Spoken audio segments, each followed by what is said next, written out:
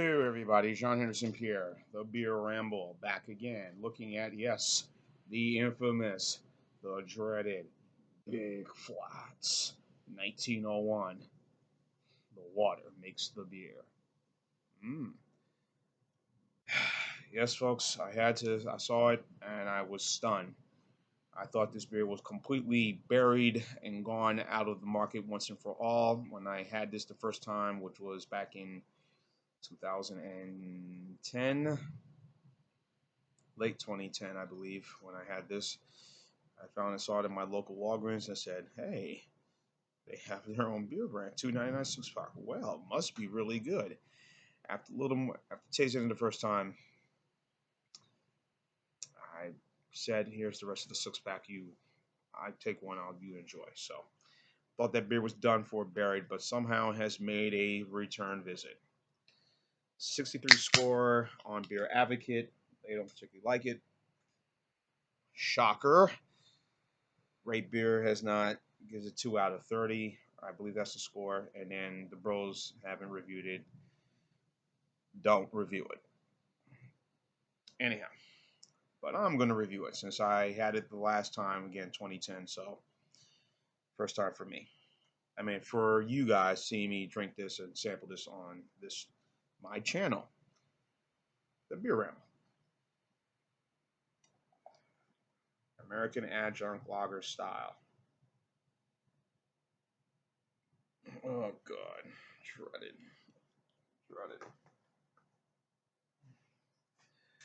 As you can see, the color of the beer. Nothing to really write home about. Nothing really to mention. It's typical standard lager look. Now onto the scent.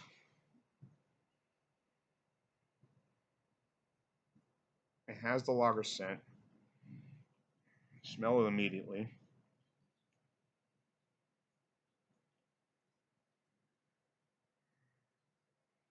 So,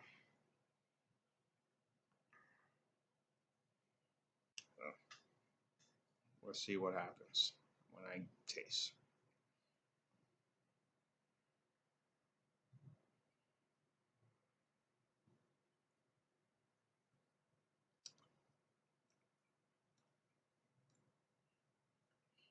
It doesn't skunk. The last time I had my can, it skunk a little bit, but I'm giving this thing a chance. I'm giving this a real chance here. So,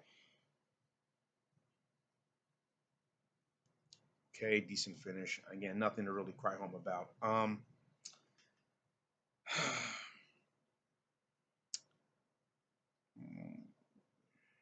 You know, it's not nothing I'm really. It has all the thing characteristics of a lager, really, but this ain't just. I don't know. World Brews makes this beer. The company's based out of Rochester, but they have several. They're all part of the Winery Exchange, and we've seen over the years, and I'm sure you guys have gone, as long as I've lived. You go to supermarkets, you go to grocery stores, even hardware stores, any place. We've always seen companies put out or get in contract with these stores and put out sell products that are comparable to the national brands, like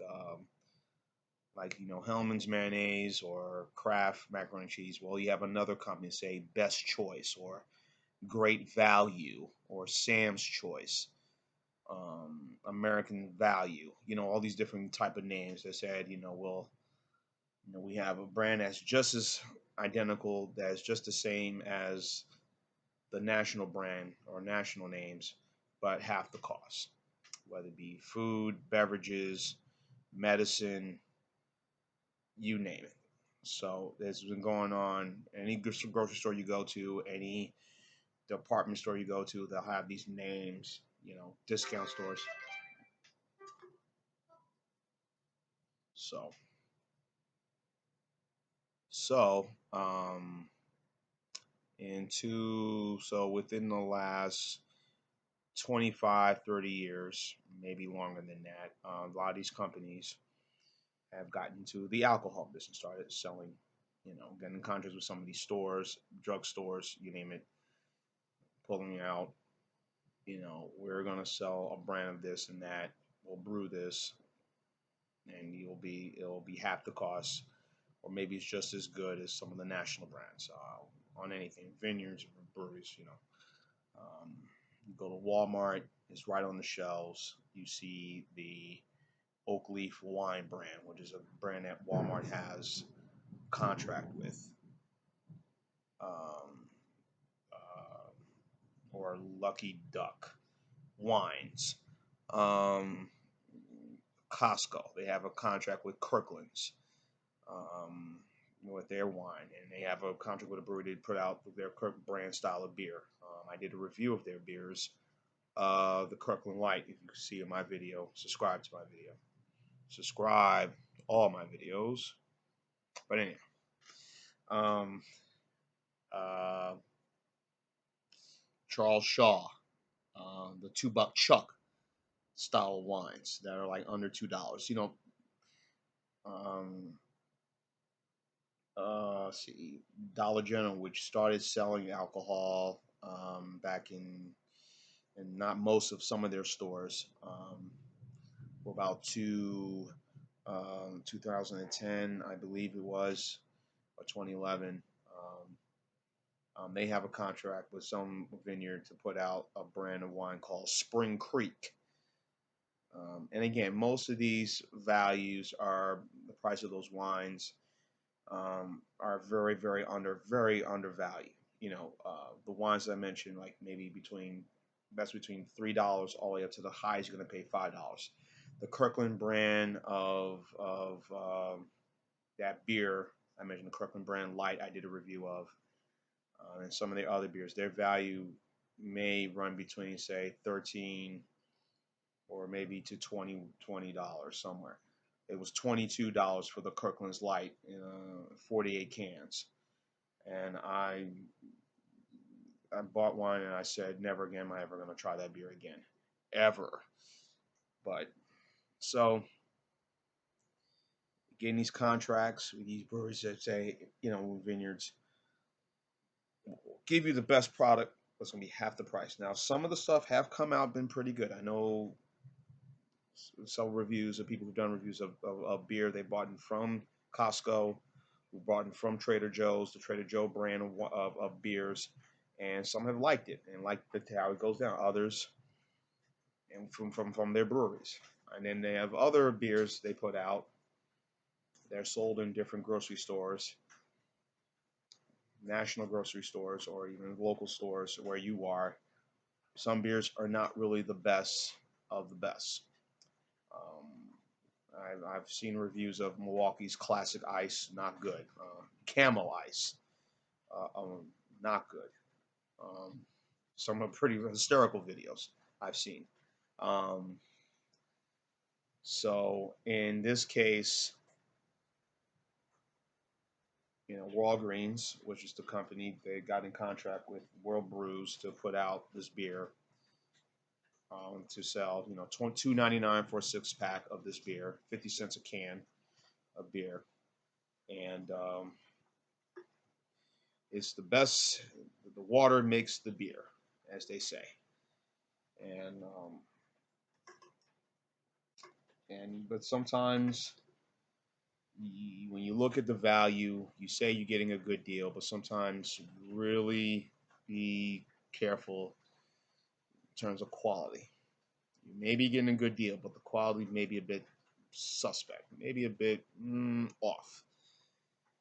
And in this case, and there's another beer that's out right now through the Winery Exchange or through World Brews.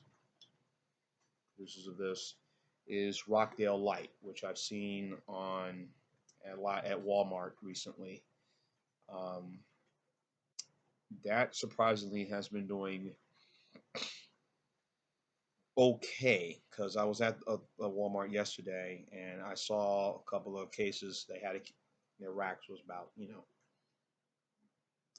the other day I was at the store. I saw a rack of one of their beers, and I said to myself, okay, I mean not rack, excuse me. I saw a bunch of stocked up on their beer area, and I said, one day I was at Walmart. Then the other day when I went back, it looks like the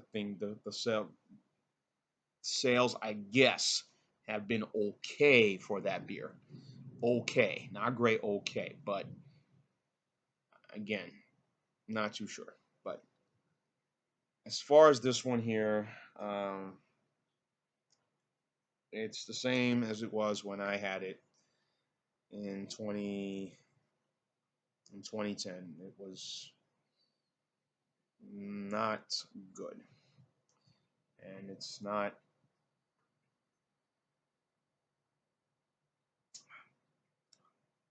doing anything for me right now.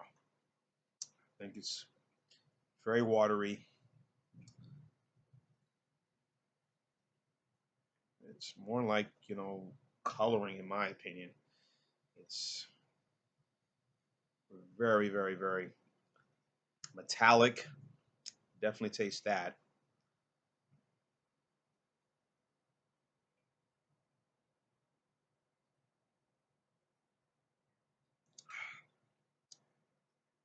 It's a very metallic finish. I'm not going to take any more of this. Mm-mm.